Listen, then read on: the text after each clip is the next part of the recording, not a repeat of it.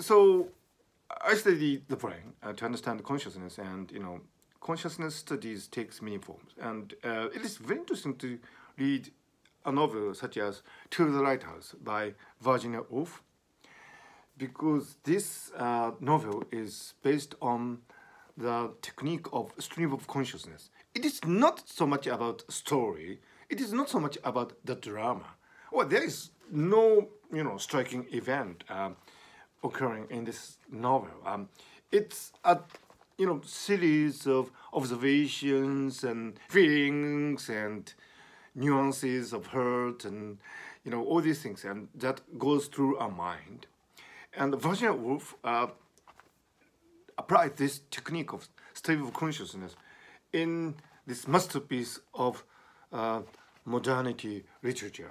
So, as I said, I study the brain to understand consciousness, and in order to do that, I take scientific approach, but at the same time, it is really wonderful to read this kind of application of, well, in a sense, this is a kind of consciousness studies, because it is applied consciousness study, because it requires our deep introspection into our unconscious state.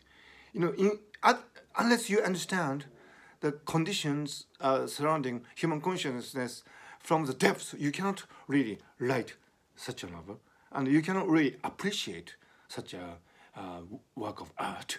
So, understanding your own consciousness state requires many application of many different tools, so to speak. And, reading such a novel is one of them, a very important part of becoming acquainted and understanding your own conscious state.